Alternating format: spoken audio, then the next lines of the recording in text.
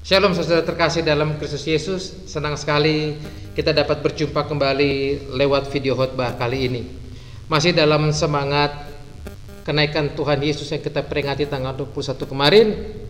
Pada kesempatan ini saya mengajak kita semua untuk menggali kebenaran firman Tuhan sebagai bahan introspeksi diri tentang kerohanian kita, tentang hidup kita di hadapan Tuhan. Karena apa Bapak dan Ibu?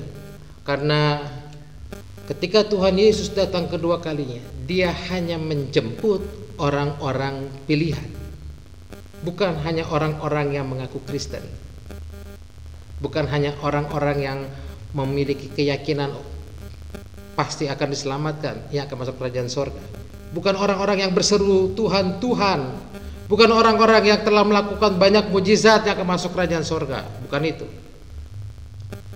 Untuk masuk dalam kerajaan sorga itu tidak mudah. Ada seleksi yang dilakukan oleh Tuhan. Oleh karena itu, sebelum kita membahas lebih jauh, saya mengundang kita semua untuk berdoa. Terpujilah Engkau Tuhan Allah yang kami puji, kami sembah di dalam nama Tuhan Yesus Kristus. Kasih setia dan kemurahan-Mu yang begitu melimpah sehingga kami ada hingga hari ini. Itu semua adalah karena anugerah Tuhan. Terima kasih Tuhan, pada kesempatan ini kami boleh kembali menggali kebenaran firman Tuhan, karena kami sadar firman-Mu lah yang menerangi jalan kami, menerangi hati dan pikiran kami, menuntun kami hari lepas hari, serta memberikan penghiburan dan kekuatan kepada kami. Oleh karena itu kami memohon pada Allah Roh Kudus, kiranya Allah Roh Kudus membantu kami untuk memahami firman Tuhan yang akan kami baca, sehingga firman Tuhan tersebut dapat kami pahami dengan sungguh-sungguh dan kami lakukan di dalam kehidupan kami sehari-hari. Terima kasih Tuhan Yesus, terpujilah nama-Mu, haleluya, amin. Bapak Ibu, saudara terkasih di dalam Kristus Yesus, sebelum saya menggali kebenaran firman Tuhan ini, saya mau memberikan ilustrasi. Setiap saya akan dari waktu saya kecil, ketika saya akan naik jenjang pendidikan dari SD ke SMP ataupun dari SMP, SMA, SMA ke perguruan tinggi, saya selalu mengikuti apa yang disebut dengan ujian saringan masuk sekolah. Ujian saringan masuk sekolah ini terbuka untuk siapapun.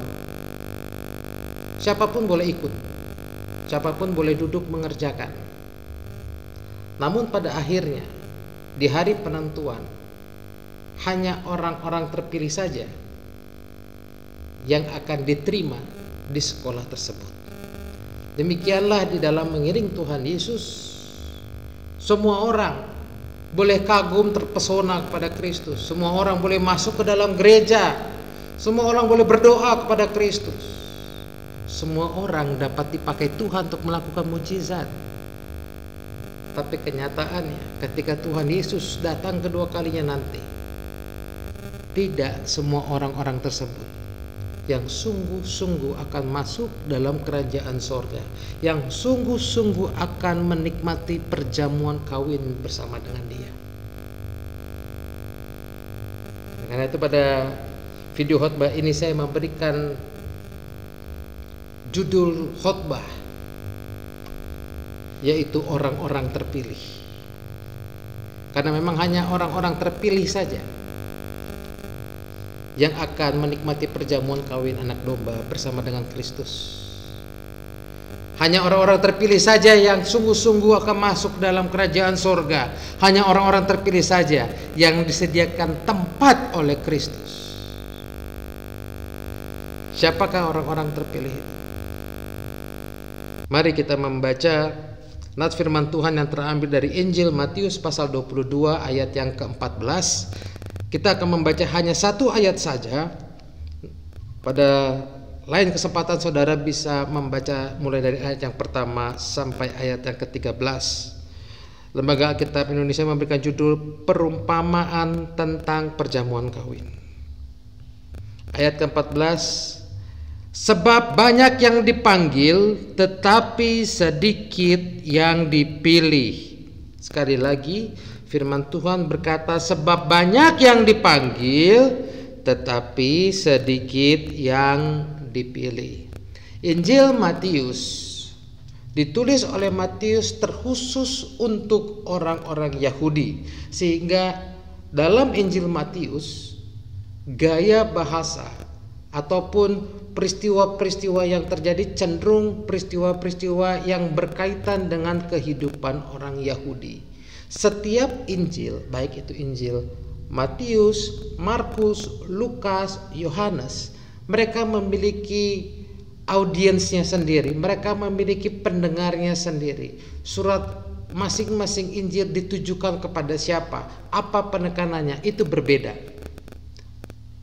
Untuk Injil Matius yang kita baca, sekali lagi dikhususkan untuk orang-orang Yahudi, atau dalam konteks saat ini menunjuk kepada orang-orang Kristen. Dalam perumpamaan yang disampaikan oleh Tuhan Yesus memberikan perumpamaan bahwa untuk masuk dalam kerajaan sorga, seumpama seorang raja yang mengadakan perjamuan kawin untuk anaknya. Mengapa Tuhan Yesus menggunakan atau mengatakan bahwa hal kerajaan sorga seumpama seorang raja yang mengadakan perjamuan kawin? Karena memang kelak ketika Tuhan Yesus menjemput saudara dan saya, kita akan bersama-sama dengan dia menikmati perjamuan kawin anak domba, sebelum akhirnya kemudian bersama-sama memerintah dalam kerajaan 1000 tahun. Oleh karena itu, untuk masuk dalam kerajaan sorga, Tuhan mengatakan ibaratnya seorang raja yang hendak melakukan perjamuan kawin untuk anaknya. Raja di sini berarti menunjuk kepada Allah Bapa. Menunjuk kepada Allah Bapa.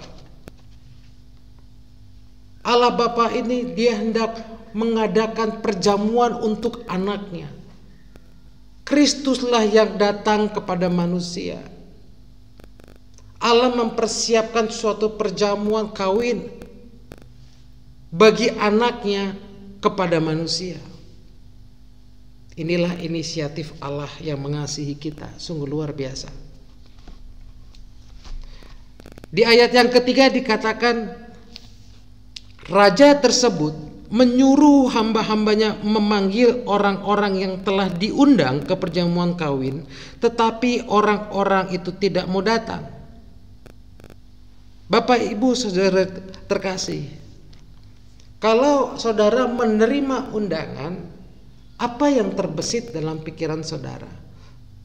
Tentu saudara memiliki bayangan dalam perjamuan itu pasti ada makanan, atau mungkin juga ada entertain yang jelas penuh dengan sukacita. Itulah yang Allah sediakan kepada setiap orang yang meresponi panggilannya, yang meresponi undangannya, bahwa Tuhan menyediakan satu hidangan, berkat dan sukacita yang luar biasa. Namun lucunya di ayat ketiga tadi dikatakan orang-orang yang telah diundang tersebut mereka justru menolak, mereka tidak mau datang. Di ayat yang kelima dikatakan tetapi orang-orang yang diundang itu tidak mengindahkannya. Ada saja alasannya, ada yang pergi ke ladang, ada yang pergi mengurus usaha, bahkan ada juga yang menangkap hamba-hamba itu dan menyiksa dan membunuhnya. Ayat yang ke-6. Inilah yang dilakukan oleh orang-orang Yahudi. Dalam perjanjian lama dikisahkan bahwa orang-orang Yahudi mereka telah mendengar berita tentang Mesias dan Juru Selamat yang disampaikan oleh para nabi. Namun apa yang mereka lakukan? Mereka justru menolak, Bapak dan Ibu. Mereka menolak. Termasuk ketika Yohanes Pembaptis mengatakan mereka untuk bertobat. Ketika Yohanes Pembaptis di pinggir sungai Yordan mengatakan dialah orang itu, mereka menolak. Orang-orang Nazaret, orang-orang Yahudi yang tinggal di Nazaret, mereka pun menolak Kristus. Mengapa? Karena mereka menganggap tidak mungkin anak tukang kayu ini adalah juru selamat. Tidak mungkin dia orang yang diutus oleh Allah untuk membebaskan kita. Mereka menolak. Inilah golongan yang pertama dari orang-orang yang diundang di dalam kisah perjamuan ini. Yang pertama adalah orang-orang yang menolak undangan dari raja, menolak Allah. Dalam konteks saat ini, siapakah orang-orang Yahudi? Mungkin saudara tidak menolak Kristus seperti yang dilakukan oleh orang-orang Yahudi. Mungkin saudara masih datang ke gereja, saudara masih berdoa, saudara masih memuji Tuhan dan menyembah. Tetapi ketika saudara bergantung kepada kekuatanmu, ketika saudara mencari pertolongan di luar Kristus, ketika saudara tidak lagi mengutamakan Kristus, tetapi saudara seperti di dalam kisah ini, di ayat yang kelima, saudara lebih mengutamakan pekerjaan saudara, usaha saudara. Mungkin saudara tidak melakukan pembunuhan seperti yang dikatakan dalam ayat yang ke-6, tetapi ketika firman Tuhan disampaikan, saudara berkeras hati. Saudara malah membenci si pendetanya. Itu sama saja saudara menolak Tuhan. Itu sama saja seperti golongan pertama di kisah ini, yaitu orang-orang yang telah diundang tetapi mereka tidak mau datang. Saya menyebut kelompok ini adalah kelompok Kristen ateis. Bagaimana mungkin Kristen dan ateis dipakai bersama-sama? Bukankah orang Kristen itu menunjuk kepada orang yang percaya kepada Tuhan, kepada Kristus, dan ateis menunjuk kepada orang yang tidak percaya Tuhan? Bagaimana mungkin kedua frase ini dipakai bersama-sama? Itu tadi yang saya katakan, yang saya jelaskan sebelumnya. Mungkin kau Kristen, mungkin KTP-mu Kristen, tetapi hidupmu tidak seturut dengan kehendak Tuhan. Engkau tidak mengutamakan Tuhan, sehingga ketika Kristus datang, KTP-nya yang terangkat, engkau tidak terangkat. KTP-nya yang masuk surga, engkau sendiri tidak masuk surga. Karena KTP-nya yang Kristen, dirimu tidak. Bapak dan Ibu saudara terkasih, saya berdoa, sekalipun saudara Kristen, saudara tidak seperti orang Yahudi. Sekalipun saudara berdoa, saudara bukan berdoa seperti orang Yahudi, tetapi sungguh-sungguh mengutamakan Tuhan. Ada kalanya Tuhan membawa saudara dalam satu pencobaan di mana saudara harus memilih, apakah saudara ke gereja ataukah saudara harus masuk kerja. Itu merupakan satu ujian. Atau Tuhan membawa saudara pada satu momentum di mana saudara mau mengandalkan Tuhan, atau saudara mencari pertolongan pada hal yang lain. Kalau pakai cara Tuhan mungkin akan lama, sedangkan kita pakai cara dunia lebih cepat, sogok dan lain sebagainya. Ini adalah momen di mana Tuhan sedang menguji apakah saudara seorang Kristen yang sungguh-sungguh, Kristen sejati, atau Kristen ateis. Mengaku Kristen, tetapi dalam menyelesaikan masalah, dalam mengatasi pergumulan, engkau tidak mengikuti cara-caranya Tuhan. Engkau menolak apa yang firman Tuhan sampaikan. Jangan menyogok, jangan korupsi, jangan mencuri, jangan mengingini sesamamu manusia, dan lain sebagainya. Engkau menolak, atau engkau lebih mengutamakan hartamu, lebih mengutamakan pekerjaanmu daripada ke gereja, daripada pelayanan. Itu sama saja. Itulah Kristen ateis, Bapak dan Ibu. Dan itulah kelompok yang pertama. Itulah kelompok pertama dalam kisah perumpamaan tentang perjamuan kawin ini. Lalu dalam perjamuan kawin ini, karena orang-orang tersebut menolak, akhirnya apa yang dilakukan oleh sang raja, si pemilik pesta, Perhatikan di ayatnya yang ke-9. Karena orang-orang yang diundang itu tidak mau datang, akhirnya raja itu menyuruh hamba-hambanya untuk pergi ke jalan-jalan, ke persimpangan-persimpangan jalan. Ayat 9. Sebab itu pergilah ke persimpangan-persimpangan jalan dan undanglah setiap orang yang kamu jumpai di sana ke perjamuan kawin itu. Maka pergilah hamba-hamba itu, mereka mengumpulkan semua orang yang dijumpainya di jalan, orang-orang jahat dan orang-orang baik, sehingga penuhlah ruangan perjamuan kawin itu dengan tamu. Bapak dan Ibu dan saudara-saudara terkasih, kalau kelompok yang pertama menunjuk pada orang-orang Yahudi atau pada orang-orang Kristen yang sudah Kristen, sudah dibaptis, terlahir Kristen mungkin, sudah pelayanan, tetapi kehidupannya mereka sesungguhnya menolak Kristus. Maka kelompok yang kedua di dalam gereja, di dalam kehidupan rohani, adalah menunjuk kepada orang-orang di luar gereja, orang-orang yang dipandang tidak rohani, tetapi sesungguhnya mereka lah orang-orang yang terpilih. Mereka lah orang-orang yang mendapat anugerah daripada Allah untuk dapat menikmati perjamuan kawin. Pada konteks ini, orang-orang Yahudi selalu memandang bahwa orang-orang di luar Israel bukanlah bangsa pilihan. Oleh karena itu yang dimaksud di ayat yang ke-9, di mana hamba-hamba tersebut memanggil orang-orang jahat ataupun orang baik, ini tidak menunjuk kepada kesembronoan, tetapi menunjukkan kesempatan kepada bangsa-bangsa lain untuk menerima keselamatan.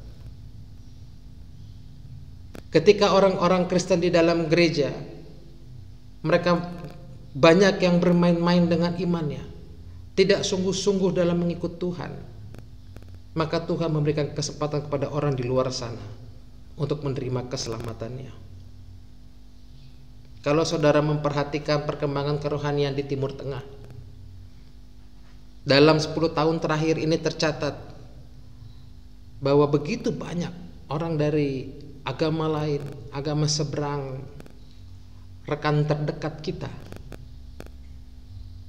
yang akhirnya mereka bermigrasi iman menjadi percaya kepada Kristus. Ada saja latar belakangnya, entah itu karena perang saudara, entah karena krisis kelaparan dan lain sebagainya. Mereka mencari pertolongan pada negara-negara yang notabene Kristen. Dan akhirnya mereka menerima pertolongan dan mereka melihat ternyata orang Kristen itu tidak sebagaimana mereka bayangkan.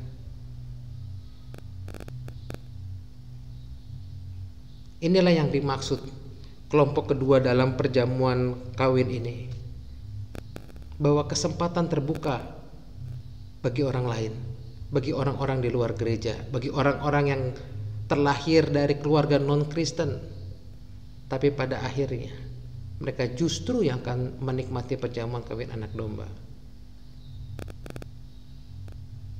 Yang terdahulu menjadi terkemudian, yang terkemudian menjadi terdahulu. Inilah kelompok yang kedua, Bapak dan Ibu. Dan kelompok yang ketiga dalam kisah ini, kita perhatikan di ayat yang ke-11. Ketika sang raja membuka kesempatan kepada banyak orang datang. Namun demikian dari orang-orang yang telah datang itu, ayat 11, ketika raja itu masuk untuk bertemu dengan tamu-tamu, ia melihat seorang yang tidak berpakaian pesta. Ingat Bapak dan Ibu, perjamuan kawin belum dimulai. Ini baru permulaan. Kedatangan Tuhan Yesus belum terjadi. Namun sudah terjadi seleksi di sini. Ketika raja itu masuk untuk bertemu, ia melihat seorang tidak berpakaian pesta. Ia berkata kepadanya, "Hai saudara, bagaimana kau masuk kemari dan tidak mengenakan pakaian pesta?" Tetapi orang itu diam saja. Lalu kata raja itu pada hamba-hambanya, "Ikat kaki dan tangannya dan campakkanlah orang itu ke dalam kegelapan yang paling gelap. Di sanalah akan terdapat ratap dan kertak gigi." Bapak dan Ibu, undangan keselamatan diberikan kepada siapapun yang mau percaya kepadanya. Siapapun dapat masuk ke gereja, namun untuk dapat masuk dalam kerajaan sorga, masuk dalam perjamuan kawin, saudara harus memakai pakaian pesta. Mengapa disebut pakaian pesta? Mengapa ada disebut pakaian pesta, pakaian tidur, pakaian renang? Setiap jenis pakaian itu dipakai sesuai dengan konteksnya, sesuai dengan tempatnya. Saudara tidak bisa datang ke sebuah pesta dengan memakai pakaian renang. Ibaratnya saudara mendapat undangan untuk menghadiri jamuan makan malam bersama dengan Presiden Joko Widodo, tapi saudara tidak memakai pakaian yang pantas. Saudara justru memakai pakaian seperti ke mall, pakaian jalan-jalan, pakai celana jeans, pakai kaos oblong, sendal jepit, dengan alasan saudara mau menjadi diri Anda sendiri. Saya percaya sebelum saudara memasuki ruang makan, pasti saudara sudah tidak diperkenankan masuk. Mengapa?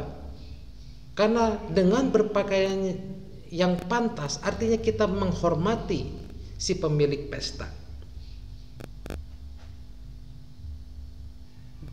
Tuhan membuka kesempatan kepada siapapun untuk percaya, untuk dapat masuk ke gereja. Namun untuk dapat menikmati perjamuan kawin anak domba bersama dengan anaknya Yesus Kristus, Tuhan menetapkan syarat, yaitu berpakaian pesta, berpakaian yang layak. Apa yang dimaksud dengan pakaian pesta? Kita membaca dalam Wahyu 19 ayat yang ke-8.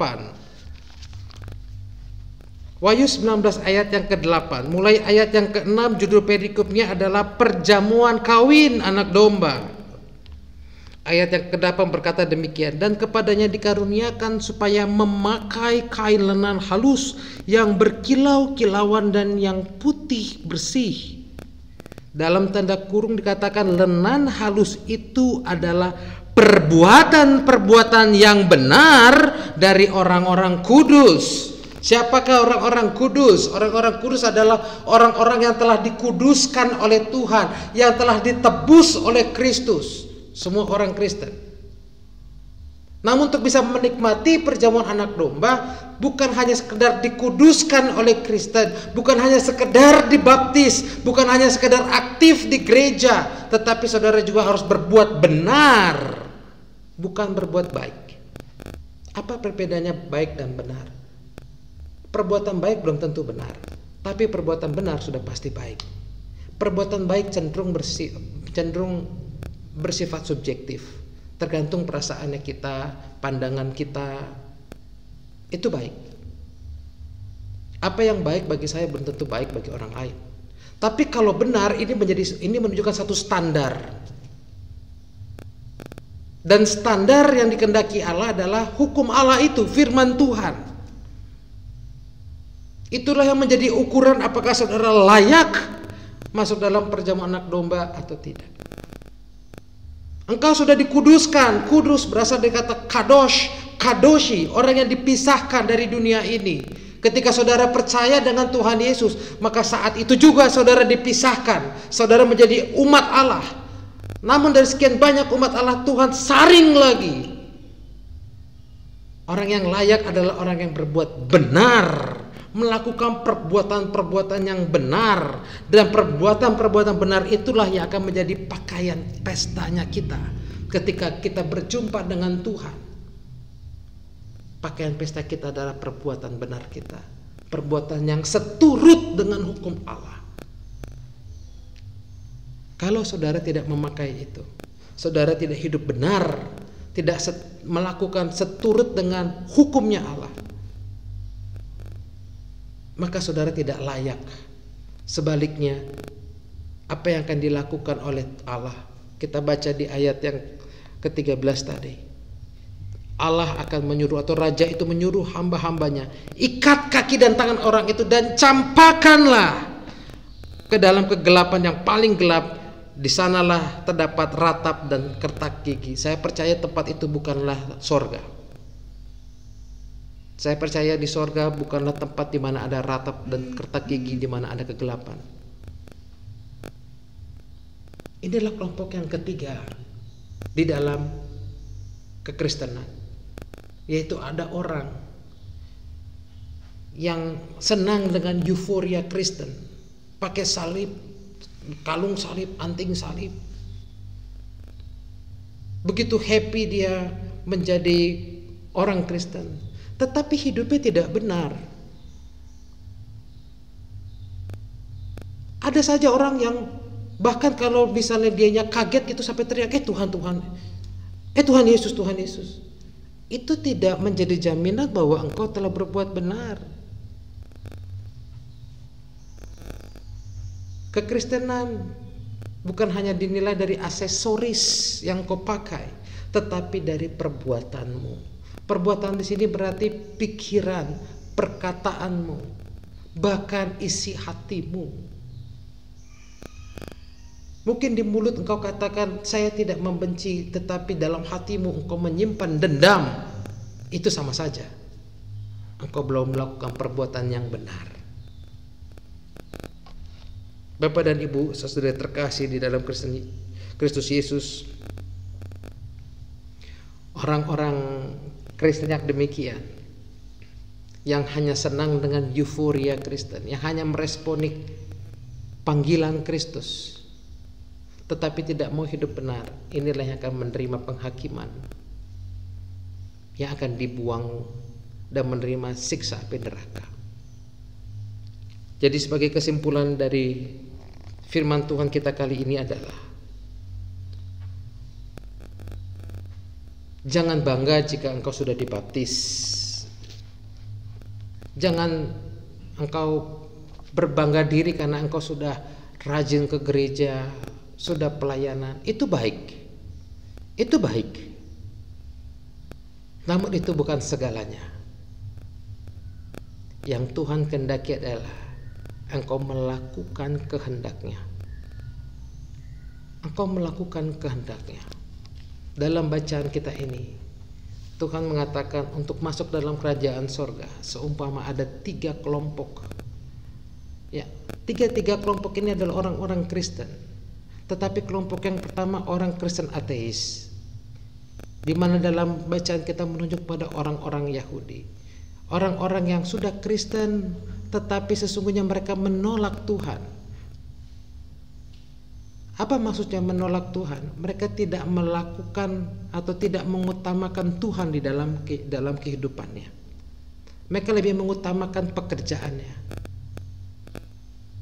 Mereka mungkin lebih memberhalakan keluarganya. Berapa banyak yang saya tahu karena acara keluarga akhirnya tidak bisa ke gereja. Memberhalakan keluarganya, lebih takut kehilangan hubungan keluarga daripada kehilangan hubungannya dengan Tuhan. Ini kelompok yang pertama. Kelompok yang kedua adalah orang Kristen yang sungguh-sungguh, orang Kristen yang sejati, orang Kristen yang benar. Mungkin dia punya masa lalu yang buruk. Dia bukan orang yang baik, dia orang yang jahat. Namun demikian ketika dia menerima panggilan, dia mau meresponi dengan benar. Dia mau datang dan dia menggunakan pakaian yang benar. Dia menghormati si pemilik pesta. Inilah orang yang sebenarnya sungguh-sungguh terpilih. Sedangkan kelompok yang ketiga adalah orang Kristen euforia, senang dengan pelayanan di gereja, senang dengan segala kegiatan rohani, senang ikut komsel, tapi hidup sehari-harinya tidak benar, perkataannya tidak benar, pikirannya tidak benar, hatinya penuh dengan dendam, tidak pernah bersyukur. Ini orang Kristen euforia, saya bilang. Orang seperti ini, sekalipun dia aktif di pelayanan, saya khawatir di hari penghakiman Tuhan berkata, sesungguhnya aku tidak mengenal, enyahlah dari hadapanku. Mari Bapak dan Ibu kita kembali koreksi bagaimana kekurniaan kita. untuk masuk dalam kerajaan sorga lewat ketiga kelompok ini, kita masuk yang mana? Apakah kita orang Kristen ateis, Kristen sejati, atau Kristen euforia? Saya berdoa biarlah firman Tuhan ini merubah saudara. Jika saudara tadinya orang Kristen ateis, bertobat. Jika saudara orang Kristen euforia, segera bertobat, berbalik selagi masih sempat.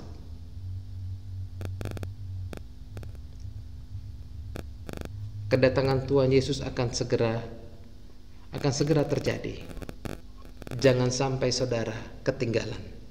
Jangan sampai saudara tidak dijemput oleh Tuhan. Mari kita ubah apa yang salah, kita ubah. Jika saudara sungguh-sungguh mau menjadi orang Kristen, menjadi pengikut Kristus, ikutilah Dia dengan sungguh-sungguh dan setialah dalam panggilanmu. Barulah engkau akan layak untuk duduk bersama-sama dengan Dia dalam perjamuan anak domba. Demikianlah firman Tuhan.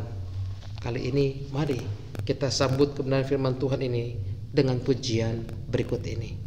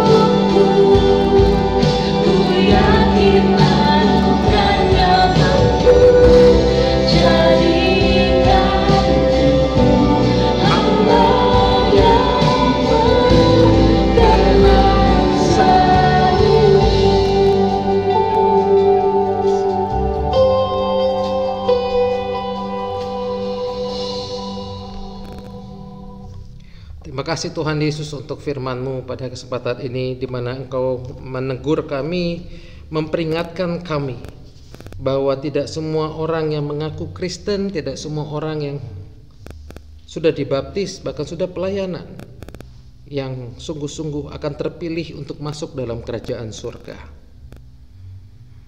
Biarlah firman Tuhan ini menjadi refleksi bagi kami, bahwa kami tidak mau menjadi orang Kristen ateis yang mengaku Kristen tetapi tidak mengutamakan Tuhan, ataupun Kristen euforia yang senang dengan segala kegiatan kerohanian Kristen tetapi hidupnya tidak benar. Melainkan kami mau menjadi orang Kristen yang sungguh-sungguh. Mungkin kami punya masa lalu yang tidak baik, mungkin kami sering jatuh bangun dalam mengiring Tuhan Yesus, namun kami mau tetap setia. Kami mau tetap setia dan terus berjuang sampai pada akhirnya. Tolong kami Allah Roh Kudus, agar kami dapat menyelesaikan pertandingan kehidupan ini, sehingga ketika Engkau datang untuk menjemput kami, Engkau menemukan diri kami layak untuk menikmati perjamuan bersama dengan Engkau. Terima kasih untuk firman-Mu Tuhan.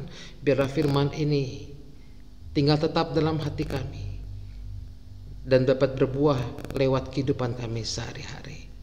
Terpujilah nama-Mu Tuhan Yesus. Haleluya. Kiranya berkat dari Allah Bapa, cinta kasih dan karunia dari Tuhan kita Yesus Kristus, persekutuan, pertolongan serta kekuatan, penghiburan daripada Allah Roh Kudus akan beserta dengan kita mulai saat ini sampai kedatangan Tuhan Yesus yang kedua kalinya, bahkan sampai selama-lamanya. Di dalam nama Tuhan Yesus, haleluya. Amin. Demikianlah video khotbah kali ini. Sampai jumpa di video khotbah berikutnya, dan tetap semangat, tetap setia dalam mengiring Tuhan Yesus, sebab upahmu besar di sorga. Haleluya. Tuhan Yesus memberkati.